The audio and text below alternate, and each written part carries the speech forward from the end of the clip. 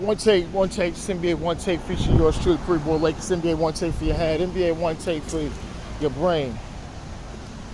Part 2, August 3rd, 2023. Let me talk about Terrence Crawford versus Errol Spence mega fight for the unified welterweight championship. And we saw the destruction of Errol Spence. Now he got fucked up, and it wasn't even like, damn, you know, he got one or two good shots in, but Bud Crawford whipped his ass. And I was telling people, I said, look, some things I see, but one thing I see was when somebody does a triple jab, pop, pop, pop, consecutive to your face, and then you have a late rotation or moving, obviously, to me,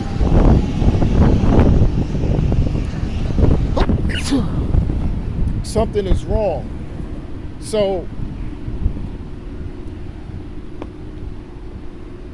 and then he kept getting knocked down, and I'm like, shit. Okay, is he concussed? And then people was bringing up his car accidents and several other things that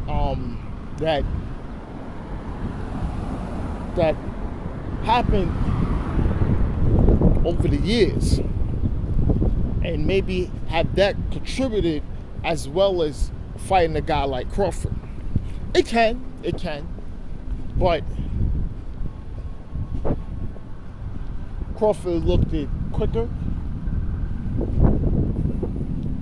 and I feel he savored the moment when he knew he could just beat him and knock him out quicker.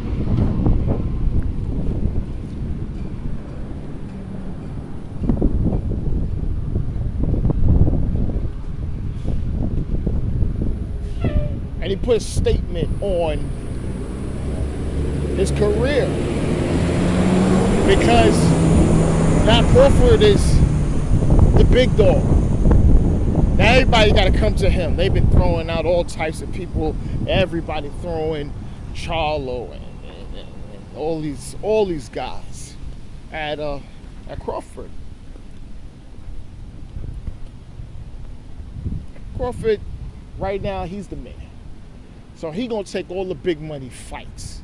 He's taking this, he's gonna take that. He's 35 years old. So right now he gonna take all the big fights. He ain't gonna settle for less. He ain't doing no bullshit. Right now, big fights, big money. I'm the fucking top dog. I'm the nigga. So that's what's gonna happen with him. Now, is there money in a rematch with Errol Spence? Yes. That's the biggest fight with the most money. But should he take it? I mean, Errol Spence. Of course, Crawford damn sure gonna take it. Fucking double his money up. But Spence, I think he should not take it. So when you get beat up like that, you need to take some time off, reflect a little bit. Then when you come back, you go into the gym, you see some things, you do whatever, but then you don't go straight into the lion's den. You got to get a little prepped up. You got to get a little work. You got to, do something else. I think that's what he needs to do. He could take a year or two. The money will be back there. Trust me, it will be there. The money will be there. You can have Crawford. Don't think Crawford is losing to anyone. I don't think that's going to happen. Errol Spence, he ain't losing to none of these guys. He going to beat them. So that's a decision that he has to make. But this was a really good fight. It was just a good fight in regards to the feel of the fight and how it was going. Even though it was dominated mostly on one side, it was still a good fight going into it, because sometimes we need those fights. We need that domination. Mayweather versus Gotti. Tito Trinidad versus what's one with William Choppy. We need those kind of fights. We need those kind of fights. So that was one. Now the second thing I really have to talk about. Okay, Uh, Gillie and Wallow. And let me talk, I don't mention to certain things like this, but was a big, huge thing that happened, and especially going everywhere, right? So what happened was Gillie the King, because I'm gonna call him the King. They call him the Kid. I'm gonna call him the King because he changed his name and he's an older guy, so he called himself a King. Gillie the King, his son was murdered in Philadelphia where he lives. Gillie's from Philly, and his son was shot and killed, and to our knowledge, they still haven't found the people that's done it. Now his son is an older person, and his son's like 25. Gillie, he had him young. So you got people with a lot of opinions talking about, well,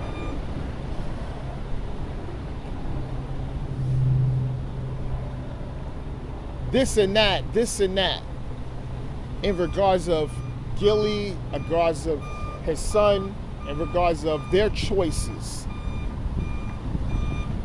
Now we put Wallow into this, who's the co-host on $1 Million Worth of Game podcast, which I do watch.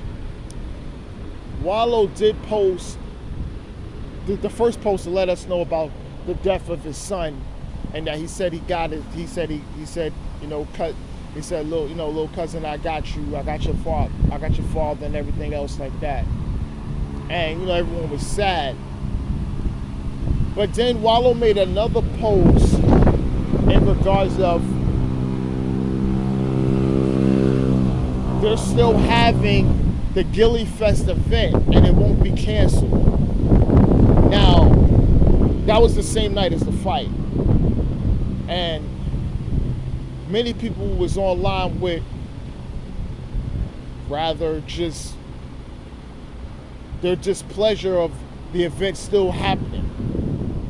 And I could understand it on all sides. Like I said, it's Gillie himself. Was he wanted to do this, or what he went through? He did go through with it. They went through with it, and to what everybody say, it was a great successful event.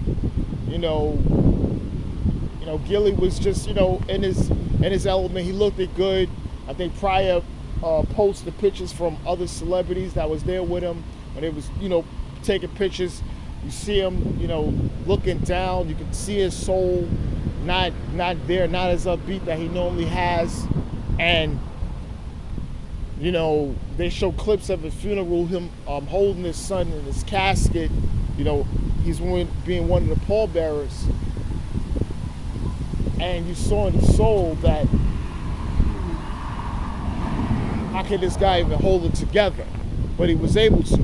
And he had his Gillie Fest event with so many of these celebrity artists performing and being there in support of the Gillie Fest, as well as being there for Gillie the Kid. And it was a tribute to his son, who's YNG Cheese. Now, I'm not going to go into specifics, but there were some comments. There was also some YouTube posts about how they feel about it. And one thing that came across from a real popular YouTuber, he used the word sacrifice. Now, these words come up a lot now in hip-hop culture. We're hearing this a lot. We're hearing sacrifice. We're hearing rituals. We're hearing Illuminati. We're hearing things about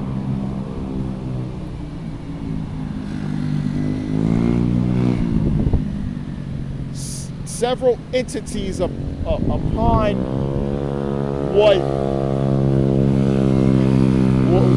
what represents as normal. Meaning, you could be given a choice, and this is where it's going to lead you. Meaning, once you take that choice, you know exactly where you're going. But that sacrifice most likely is going to happen. You will never know what that sacrifice may be. Now, when I'm hearing this, and I'm hearing that word does do a trigger, but it is. I do believe in it. I've always believed in it. Because if you're willing to do something for money, or do something that's against your principles, against your moral fiber, that's going to do something towards against a group of people or something, or the intentions can be harming and damning, and was never that type of person, but you're following something that's against you, and you're a really good person. That's when they say God is going to sit you the test, and the test will be actually a sacrifice. The sacrifice could be family members, the sacrifice could be anything.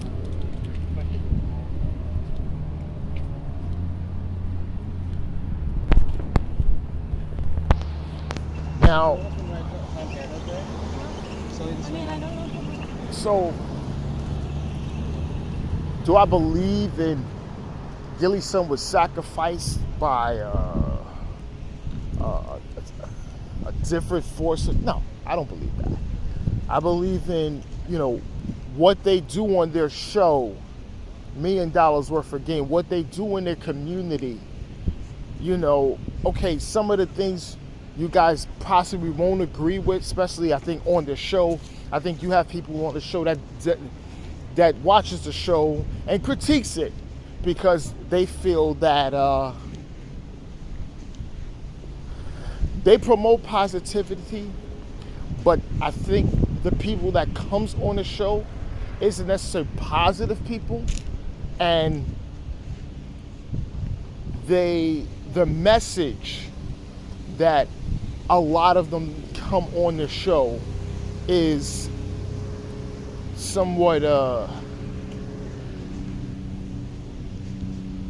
can I say this?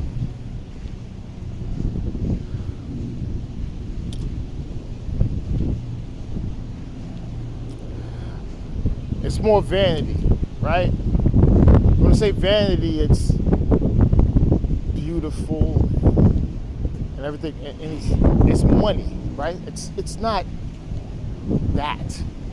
So you can say that people worship money, worship things, and their business model in regards to that, it's an ongoing circle of negativity and a circle of things where they're not doing anything to really uplift the movement of the people.